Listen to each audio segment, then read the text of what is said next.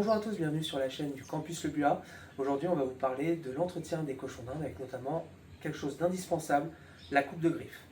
Alors, chez nos amis les cochons d'Inde, et comme la plupart des gros mammifères, comme le lapin, certains chiens, certains chats, les griffes sont normalement censées s'user naturellement au contact avec le sol.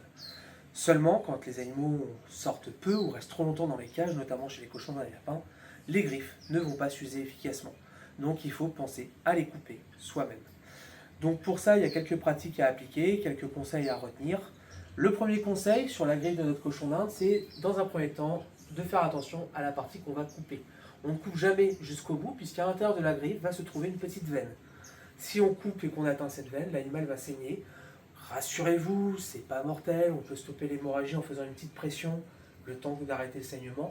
Mais en général, on essaie de couper, de laisser une petite marge au cas où l'animal creuse. Également, quand on coupe, on ne fait jamais une coupe droite sur la griffe, on fait toujours une coupe de côté afin de pouvoir permettre une usure plus naturelle de la griffe. On va pouvoir voir aujourd'hui des petites astuces à faire lorsque les griffes de nos cochons d'Inde sont noires, comme pour le lapin. Parce que normalement, la couleur naturelle est une couleur blanche. L'avantage sur une griffe blanche, c'est qu'on peut voir la veine au travers. Sur une griffe noire, de premier abord, on ne les voit pas. Donc aujourd'hui, je vais vous montrer comment faire. Pour couper les griffes de notre cochon d'Inde, on va devoir s'équiper soit d'un petit coupe-griffe, comme on peut retrouver dans le commerce.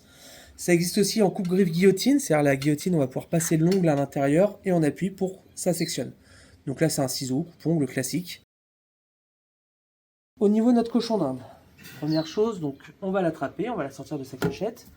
Pour l'attraper, vous glissez les mains en dessous pour la remonter, pour éviter qu'elle stresse. Hop. Donc là, comme vous pouvez voir, les griffes sont un peu longues. Quand elles poussent, ça finit par s'entortiller. C'est pour ça qu'il faut penser à couper. Alors, sur une griffe sombre, l'astuce est très simple. Il suffit de passer une lumière en dessous. Et avec cette lumière, on va pouvoir voir la veine à travers la griffe. Donc, je ne sais pas si vous verrez bien. Donc, on voit bien que ma griffe, elle est là. Et la veine, elle s'arrête là. Donc, l'objectif, on pose la lumière. On attrape l'animal. On bloque les pattes. On met la griffe par-dessus, on tend la patte et on coupe.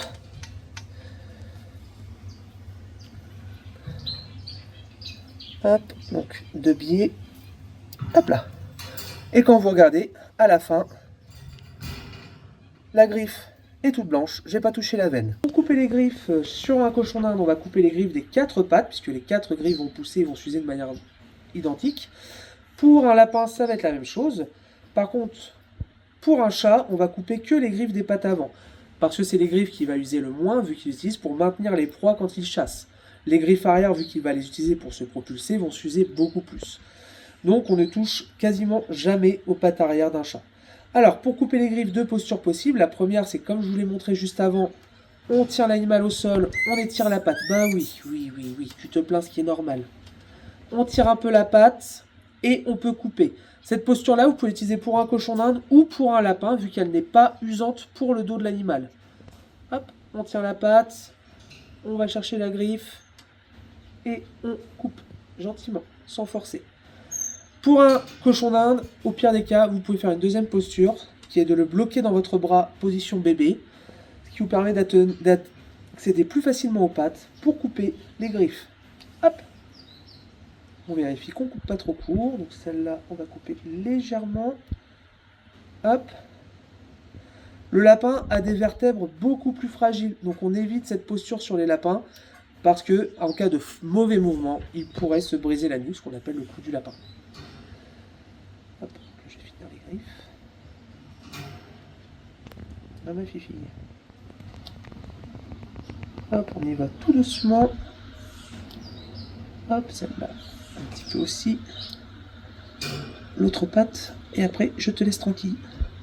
Donc on voit bien, quand la pousse est trop longue, les griffes finissent par s'enrouler. Et là, ça peut être dangereux parce que si elles se prennent dans un obstacle, le cochon d'Inde pourrait se les arracher. Et quand il se les arrache, c'est jusqu'à la veine. Hop. Mais tu t'es juste fait peur. Vous voyez, des fois, ils surréagissent, hein, c'est normal, ils ont peur. Ils ne sont pas habitués.